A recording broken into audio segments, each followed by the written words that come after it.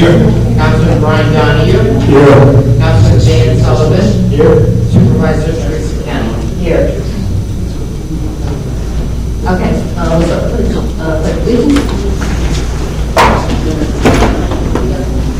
pledge allegiance to the flag of the United States of America and to the republic for which it stands, one nation, under God, indivisible, with liberty and justice for all. Okay, so we do have a couple of announcements. First, just the public hearing that was scheduled for next meeting on February 20th regarding the proposed text amendment for the cidery winery has been adjourned to March 19th at 7:05 at the request of the applicant. So that's not going to be on next week. Next meeting, we'll probably just open it and continue it without taking more comments. Moving on, we have some presentations tonight, and the first one is for Black History Month. We're going to be honoring a very special person, so give me a few minutes to get my words together. So every February since 1976, people of the United States celebrate the achievements and history of African Americans as part of Black History Month. Black History Month is a time to honor the contributions and legacy of African Americans across U.S. history. Like such notable figures as Harriet Tubman, Dr. Martin Luther King Jr., Rosa Parks, Thurgood Marshall, and a less-known individual, but one of my favorites, Mae Jemison, who's the first female African-American astronaut to travel space in 1992. Every year for our Black History Month celebration, the town board recognizes and showcases the achievements of a member of our community. In fact, I see a former honoree and one of Rockland's most notable figures, Dr. Francis Pat, a former president that not even nobody's competed on.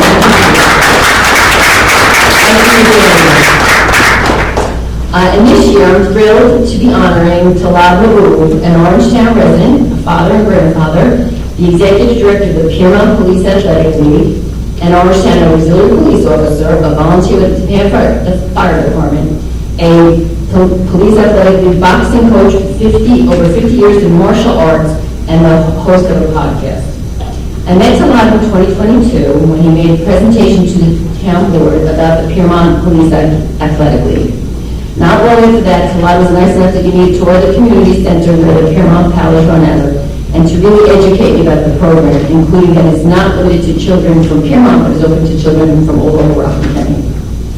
I learned that the Piermont PAL, the community center, is a not-for-profit organization that is dedicated to promoting the health and wellness of children. The mission of the Police Athletic League is to offer young people the opportunity to create positive relationships with police officers and community volunteers through athletic and cultural activities. The Police Athletic League offers a variety of sports programs such as open gym, boxing, basketball, and more. However, in addition to sports, the Police Athletic League offers other services, including school and after-school and summer camp programs, a chess club, a drum circle program, a podcast and music station program, and a variety of other community events and activities. And it partners with local schools, community groups, and businesses to provide additional resources and support to families in the community. One of the really impressive strengths of the program is its commitment to serving the needs of the entire community. The services are designed to meet the diverse needs and interests of people of all ages, backgrounds, and abilities. This includes specialized programs for children and teens with disabilities, as well as programs that focus on cultural awareness, community service, and leadership development. And this wonderful program is run under the enthusiastic leadership of Talad, who dedicates so much of his time because he is truly passionate about it. What he does day in and day out for the program is what makes Orangetown such a great place to live. And after taking the tour, I realized what a hidden gem we had right here in Orangetown. And I don't just mean the Piermont Police Athletic League, I mean Talad himself. So now I just want to read a few words that Talad had written to us that I really found inspiring. My achievements were all made possible by listening to the community, working with law enforcement and public officials. As a director with the PAL, kids are my priority, but in order to make a true difference, it's all about family and community. This reality was introduced to me as a young age in Brownsville, Brooklyn. The social and economic situation in that community was tough and getting worse. Drugs and violence were a growing problem in the 60s, and Brownsville was not an ideal place, especially for a skinny, shy 7-year-old boy. My saving grace was a loving grandma and mother. They were the architects in developing the person I am today. Like many other kids raised without a father, we find others to look up to. For me, it was Bruce Lee and Muhammad Ali. They were bigger than life and inspired me to do more. My beliefs were formed through experience in traveling across the country and abroad. Through my travels and engaging with different people and lifestyles, I found that we have more in common than our differences. We need to communicate and respect each other. Amen. What you believe is what you create, and what you create is your life. As proof, I did meet Muhammad Ali twice, and Bruce Lee's wife and daughter in Seattle. Wonderful words indeed. Before I finish, I do want to just quickly acknowledge the Piermont Mayor, Bruce Tucker, unfortunately, who could not be here, and the entire village board for their funding they provided for the Piermont Police Athletic League. And I want to thank the Chief of Police from Piermont, James Hurley, for his support and involvement with the program. So now I hope you will all please join me in thanking Talad for all that he does for our community.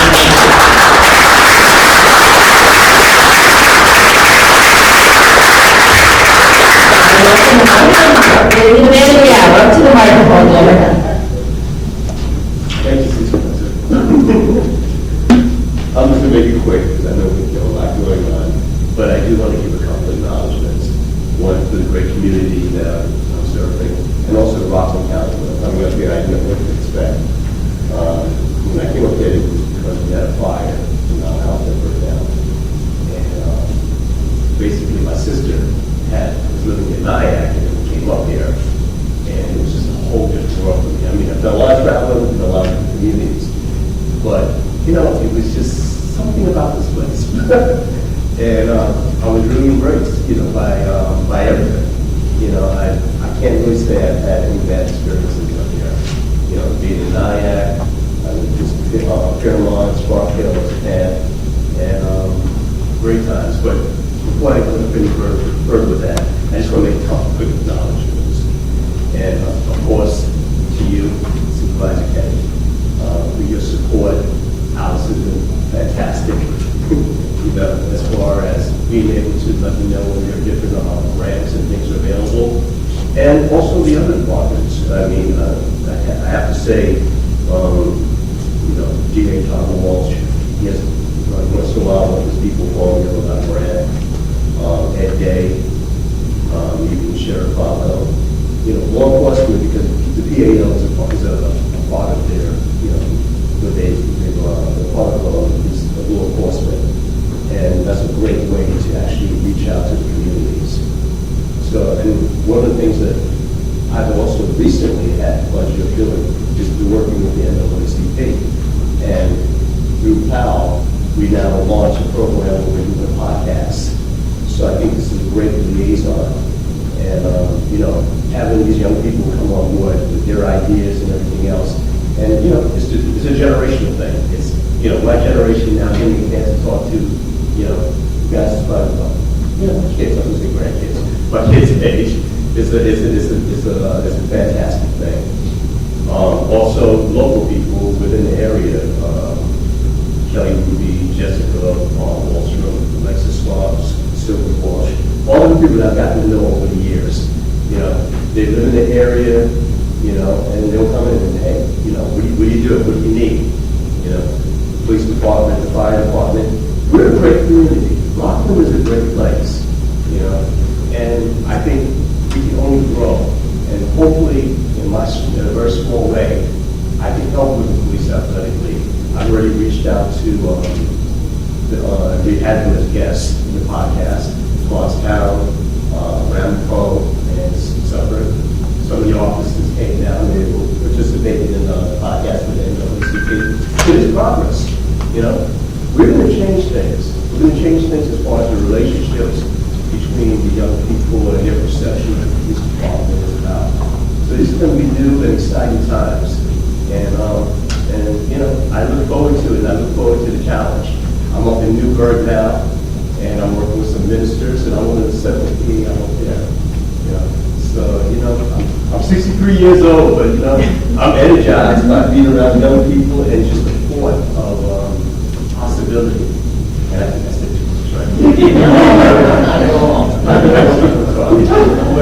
Guys, woman, thank you so much for your support. And I look forward to being out there. And you know what? Ideas and things for the kids and things for the adults. And one of the things, pickleball. That was a big thing. After the pandemic, you know, everybody wanted to get us in, become healthy again. That's a good thing, you know? And, oh my goodness. I'm not going to say that, I'm not going to touch the spot, but we have some young people here, people, at least one of them. And, yeah. So again, thank you guys. Thank you.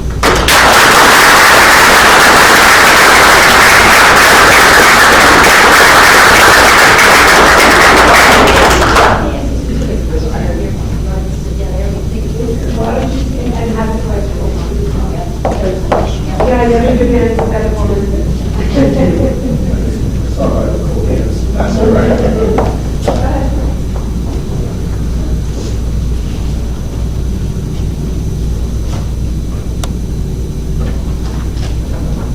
Congratulations.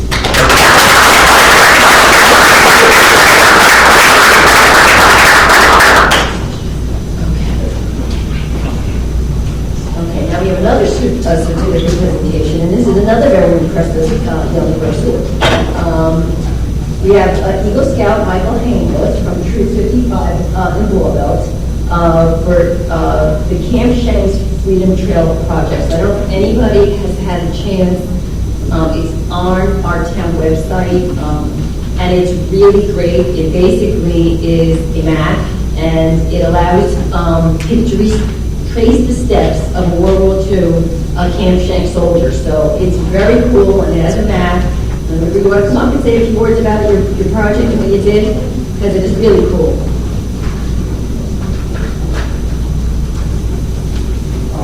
So for my project, I recreated a trail that is similar to one soldiers deployed from Camp Shanks during World War II, which was pretty much the whole of Orangetown during the 1940s. So I recreated a path similar to one the soldiers would have taken from here in kind of downtown Japan, all the way down to the end of the Piermont Pier where they would board ships to go to Europe to fight in Europe. We have a certificate for you, so don't sit down too quick. It actually, it gives you trail marker locations and descriptions so people can actually do it. So it was really very cool with that. Yeah, so come on, we have a copy of this. I don't know if you had it, and we'll put a certificate for you too. So come on up here.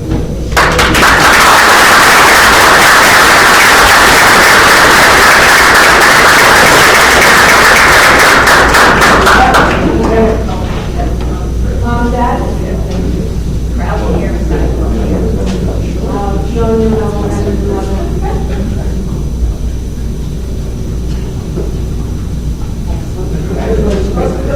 It's your call.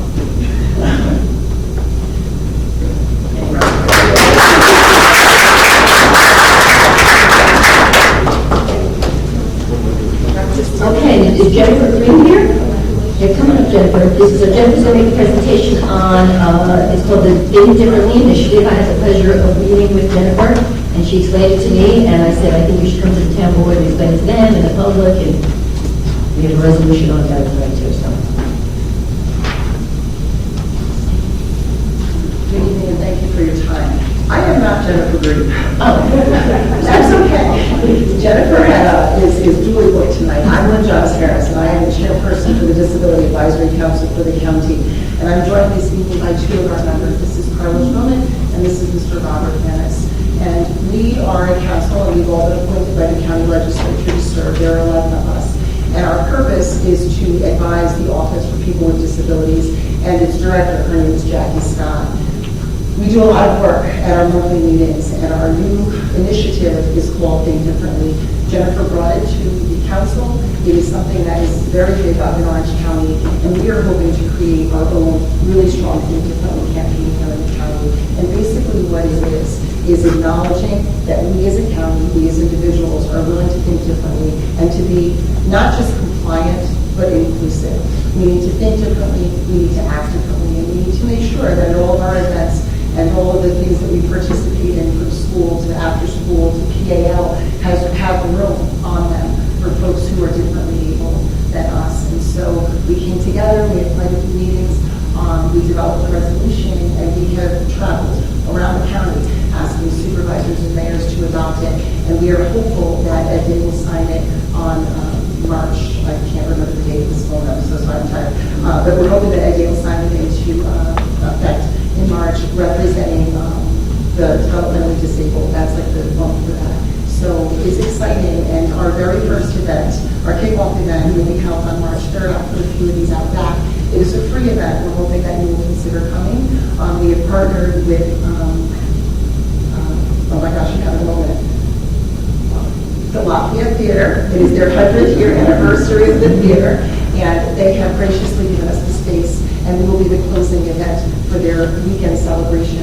And with Jeffrey Freeberg, who received a grant to create a documentary. He runs a music business, and he has people of all abilities in bands, and they play. And the documentary is really sweet, and it's an opportunity to see people shine. I've said this many times. I'm very fortunate. I have 4 children. My 3 sons were big athletes. I have professional athletes. They've done great things. They stand in the sun all the time. Unfortunately, everyone doesn't have that opportunity. And it's so wonderful to see kids getting a chance to be the rock stars, quite literally, actually, during this documentary, and it's inspiring. So I hope if you have moments in your schedule from 1 to 3 on March 3rd that you will consider attending our free event and kind of share a little bit of that excitement. There will be some live performances from some of the folks that are in the documentary, and I think you'll find it as inspiring as we do. Thank you for your time, and thank you for considering our Thank you. resolution. And I'm sorry, you said there's paperwork or information on? Oh, Okay, okay. I put them on the table. Yeah, absolutely, absolutely. And I don't know if you did or not, but if you want to get us a PDF copy, we can put it like in our new Bible and stuff like that. Oh, that would be great. We'll get that tomorrow. Thank you so much for your time. Thank you.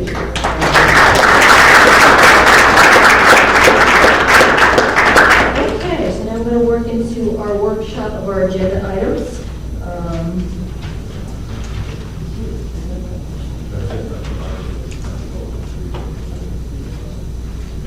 Oh, okay, yeah. So basically, it's reappointing the liaisons to the land use boards and committees, which I sent to you, all the temporary members, and then reappointing to a lot of the committees. So again, I know I sent it to you. If you were the liaison, I know there's some changes made. So we have the Office of Emergency Management, we have the Orangetown Environmental Committee, we have the Orangetown Parks Development Advisory Committee, Orangetown Project Review Committee, Orangetown Senior Citizen Committee, Orangetown Shade Tree Commission, Orangetown Traffic Advisory Board. Next is the initiative that we were talking about, this is the Disability Advisory Council. It's a resolution that they had asked all the towns to pass, which just basically says that we're going to, take initiative to provide a supportive and inclusive environment for individuals of all abilities. So I think that's true. Number 13, we have to just amend the contract we had with LaBerge. We went over the maximum amount. We have to authorize the $1,700 for those there. Number 14, certificate of sewer registrations. Number 15, approve tax certiorari for property in Orangetown. And just if Danny's new, we always make sure the school district's okay with it before we do it. So that was always one of the questions. Number 16 is grant for Jim Dean to head out to a training program. Then we have 17, we have 2 retirements. We have Artie Higgins from DME, and we have David Alvarez from DME also. What's the to do with those people? You don't have it. We have some accept, receive, and file documents for town clerk. And then we have Town Councilor Brian Donahue, who's proposed resolution. Brian, would you like to explain this one?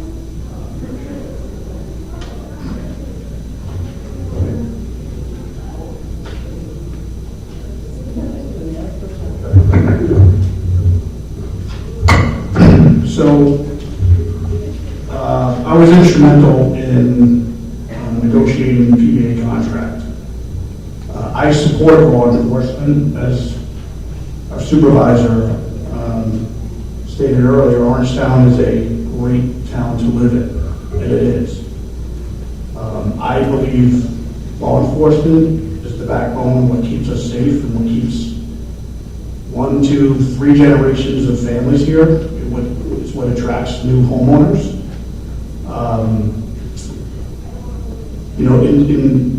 In negotiating the contract, my goal was, or is, to keep us competitive with our peers in the different neighboring towns.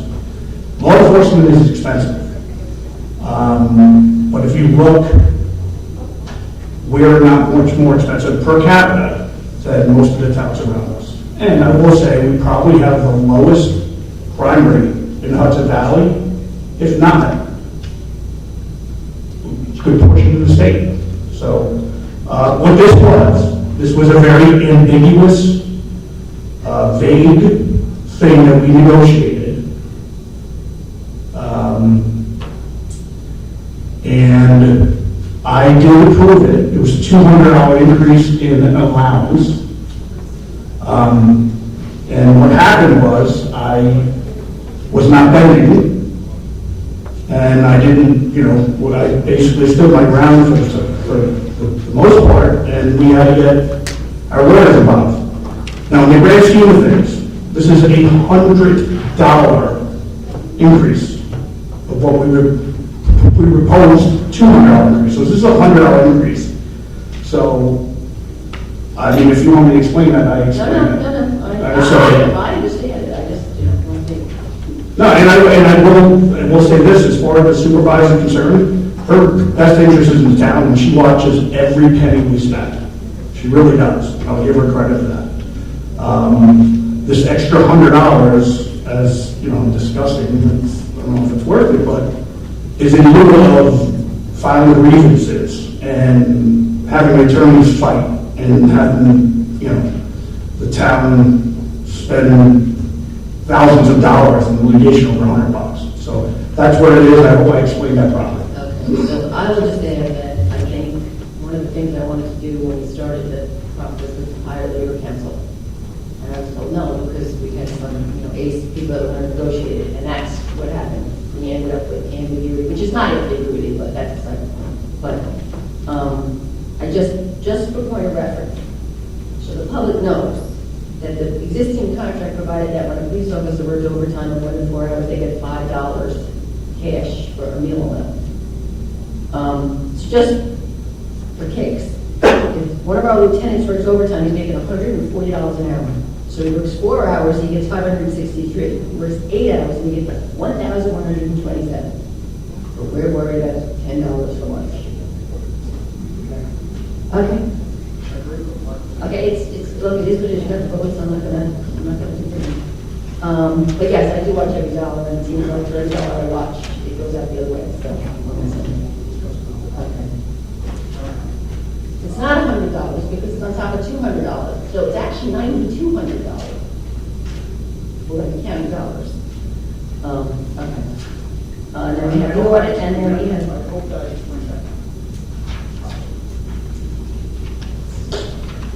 Okay, so we can go and we can open the public comment portion? Motion open. All in favor? So nobody has signed up to speak. Is there anybody in the public that would like to speak that did not sign up? Barbara? Again, the clock for now is over on the back wall there. Again, remember, it's the 3-minute rule.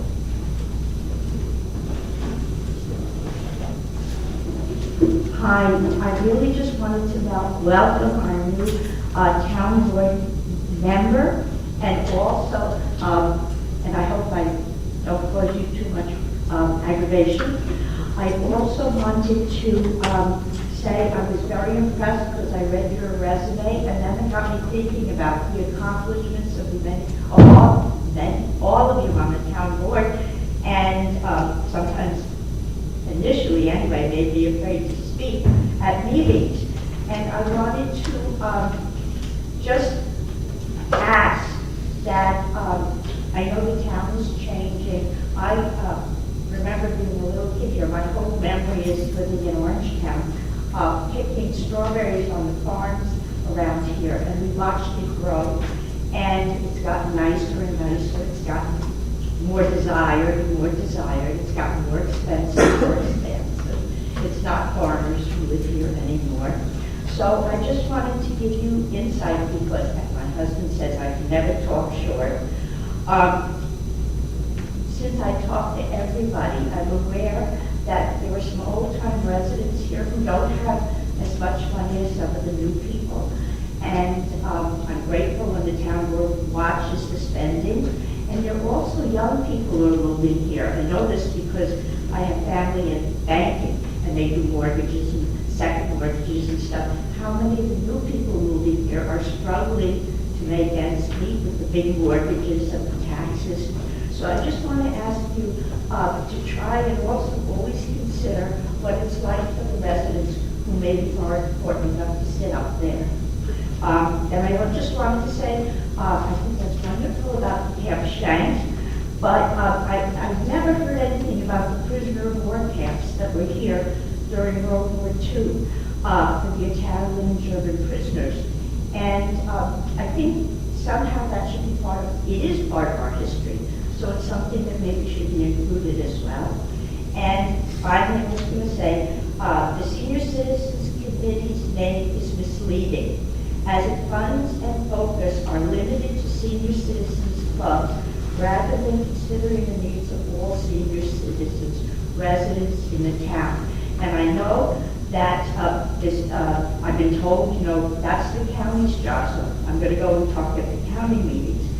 However, I think we shouldn't have a misleading name, so if that's the purpose of that committee, it should maybe consider a name change. And that's it. Welcome, thank you, and hi, everybody. I'll just point out that there is a new senior center that is opening in Japan, which is run by the county with Meals on Wheels and some of the Office of Aging, and they will provide free transportation, they will provide lunch, it's open every day, so some of the seniors are very excited about it. I'm concerned about home apps. Thanks. Okay, does anybody else want to speak that hasn't had a chance to speak? Okay, so, no, going once, going twice, and I want to close. I make a motion to close. Second. All in favor? Aye. Okay. So I think the plan is to combine 3, 4, 5, 6, 7, 8, 9, 10, 11. Okay. More committees and 11. So can I get a motion to combine items number 3 to 11. 3 to 11 and approve them? Motion to combine and approve. Second. So just so you know, the new, it's going to be our next meeting, this is temporary because we can hold the next meeting, we'll have permanent, hopefully you won't have to technically. Okay, so, Ryan made a motion. And approve. Aye. Number 12, yes, resolution 12, of the Town of Orange, second reading to adopt the Disability Advisory Council initiative to assist with the session and the family. Make a motion. I'll make a motion. I'll second. All in favor? Aye.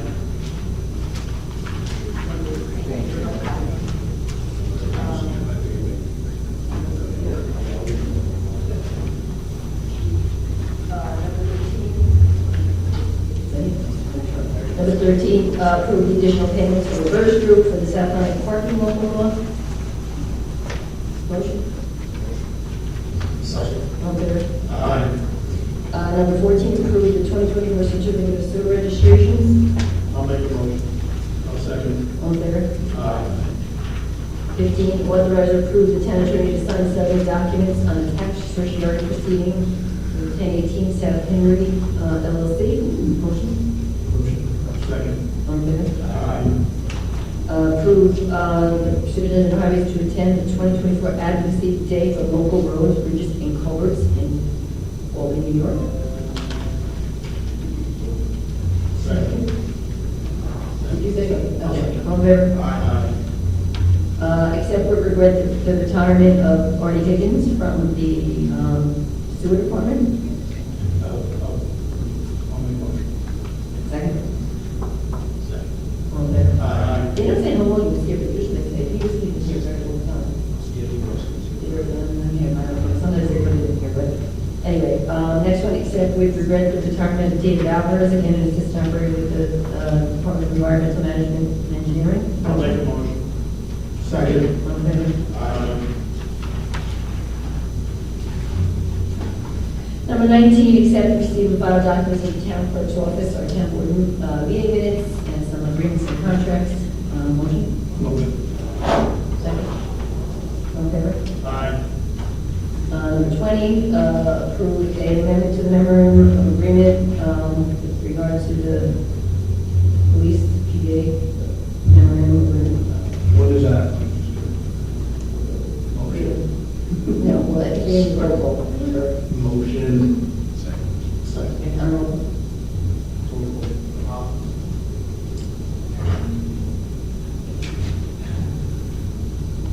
Councilman Paul Valentine.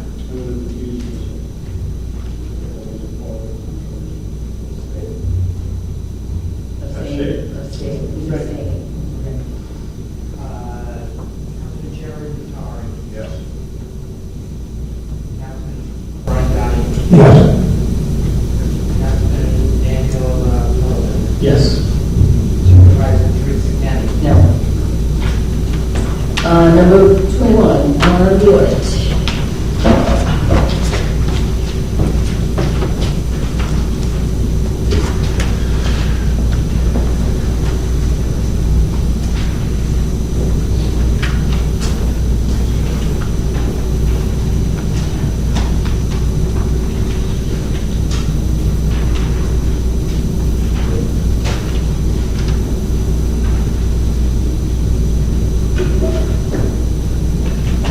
Okay, the audit for tonight consists of 7 warrants for $2.09 million.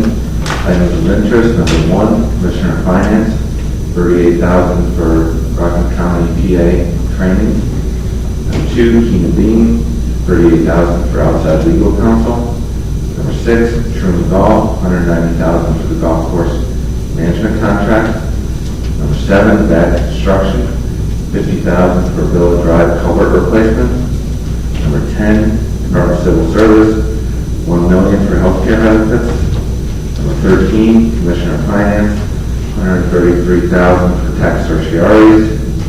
Number 17, Fred Devens Construction, $128,000 for Tier 4 pump station project. And number 21, Bad Construction again, an additional $35,000 for the Villa Drive culvert replacement. Any questions on the audit? Okay. Motion to accept the audit?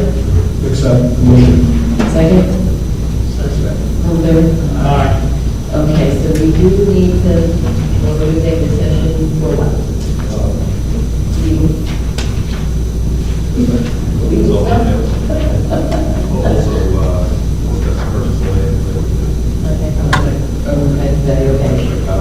Okay, so we are going to go into executive session. We're not going to vote on anything when we come out.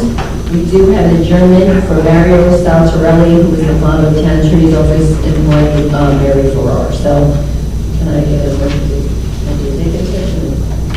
Motion. Aye. Thank you, Dr. Pratt, for coming and staying here. Most people can't wait to run out as soon as what they came for is over. So thank you. Pleasure to see you.